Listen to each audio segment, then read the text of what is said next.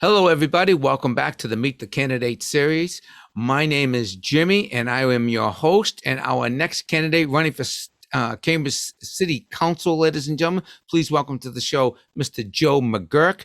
Joe is a longtime bartender and first-time candidate for Cambridge City Council. His family has been in the city for 3 generations. He has 2 grown children and lives with his wife and cat right outside of Inman Square, Cambridge. Please welcome to the show the one and only Mr. Joe McGuirk. Hello, Joe. Hello, Jimmy. How are you? I'm great. How are you doing? I wish I were the one and only Joe McGuirk. There's my father, Joe Sr., and there's a Joseph A. McGuirk, who, when we had white pages, we used to always get each other's phone calls. But, Joe, you're the only one running for Cambridge City Council. Exactly. So welcome to the show, and tell me, why are you running, Joe? What's motivating you to get in the race? I've been tenant bar in the city for the last 30 years, and mostly I trusted Cambridge City government to look out for people like me. But when COVID hit, I was out of work for the first time since I was 14, right, collecting unemployment. And I looked around and I realized that our council is a great council. They've done a lot of great work, but it seemed that there weren't voices from working families or lower income families or renters. Not a lot of them, 1 or 2 renters are on the board. And I think the next council should have voices from those people like me who are at risk of getting displaced from Cambridge just because it's getting so expensive to live here. So that was one of the main reasons. The other thing is that, like I said, I worked in the restaurant industry and we got hammered pretty hard by COVID, right? I know a lot of people have suffered, but restaurants have suffered a lot. Mm-hmm. And I think that they need a voice to get amplified in the next council too. Somebody who actually has relationships with a lot of business owners, small restaurant owners. I don't know anybody at Google or anything, but some local businesses, local restaurants and retail shops that really make Cambridge the wonderful, unique place it is.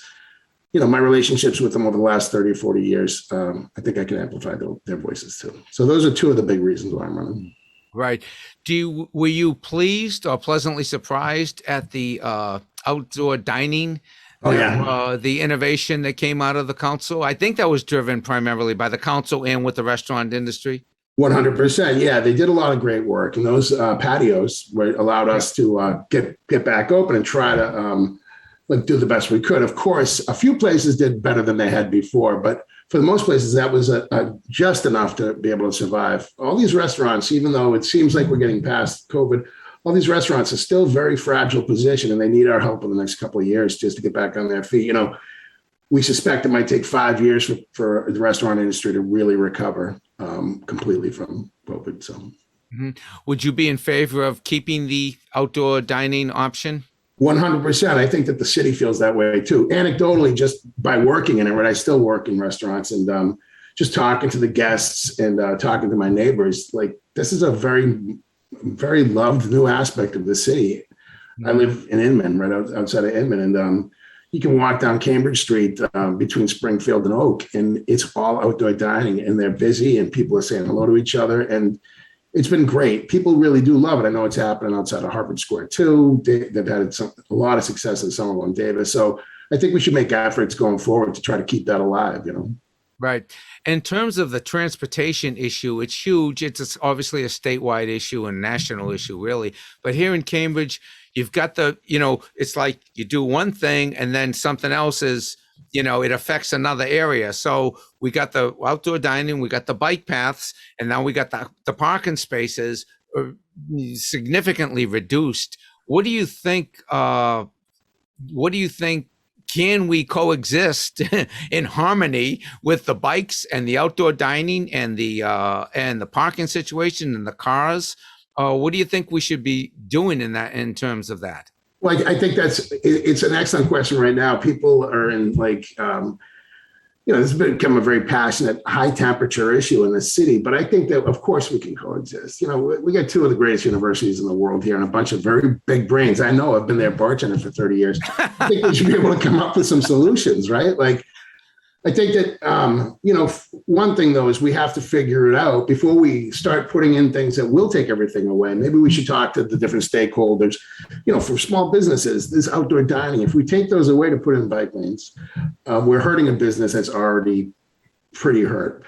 So I think we have to talk to these guys and say, hey, how can we do this? How can we do this together? And we have to make sure that we have public transportation that can maybe lessen our need for vehicles. It's not going to happen overnight. We've really got to make sure that all the voices are heard, especially those ones that are going to get impacted, especially those ones that, maybe can't really afford to not have a parking spot near their house. They might be lower income. They might be working outside the city.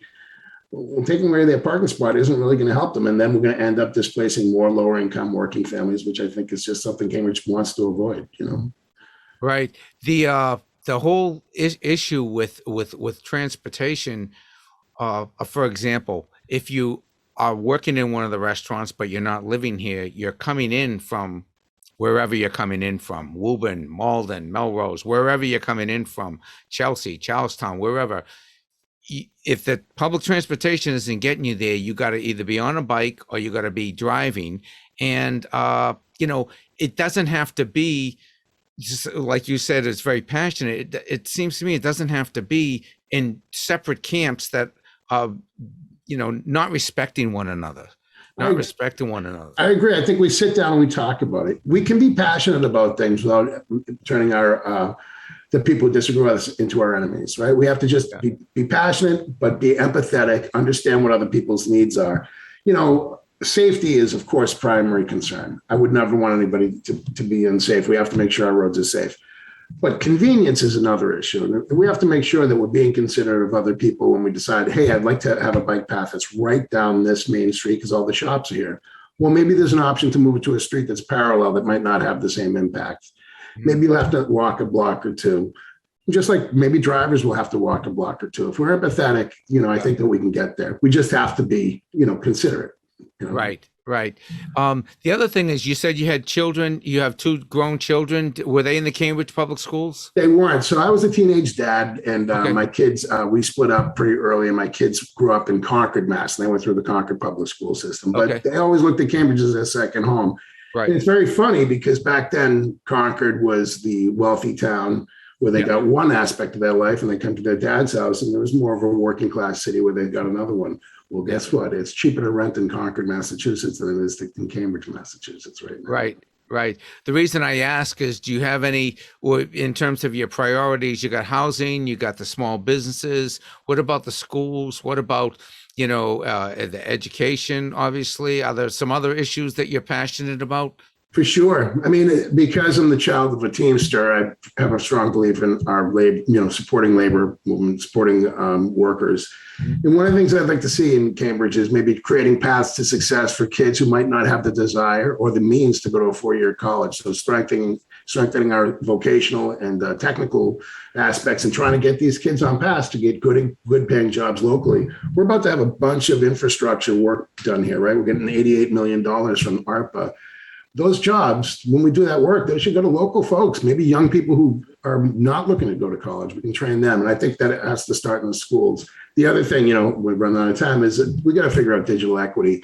We've learned from COVID that if you don't have internet access because your home can't really support it, maybe it's too old or whatever, that puts you at a real disadvantage with other students. And I think we have to do what we can to make sure that every resident in Cambridge has equal access to the internet.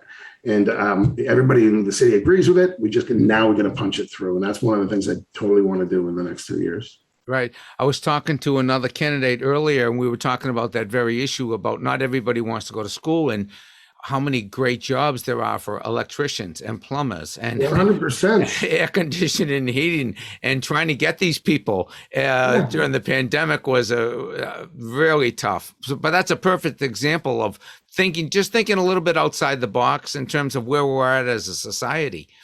Joe, tell people where they can find you and what you would like them to do on Election Day. And give us your closing statement. Sure. You can find me every Tuesday night at Highland Kitchen up in Spring Hill and Somerville. That's one of the reasons I'm running. You'll always have access to your counselor because he's going to continue to tend bar. But you can check out the website at Joe McGuirk for Cambridge.com. My name is spelled McGuirk. Pretty tough. You can check it out. Check us out on social media at Joe McGuirk for Cambridge. Looking for your number one. I think it's really important to make sure that we get voices from the working folk, voices from lower income people, and voices from renters on the next council. So I'm asking for your number one vote. Great. Thank you so much, Joe. Really great to meet you. And thank you for doing this interview, and best of luck. Thanks so much. Okay. Bye-bye.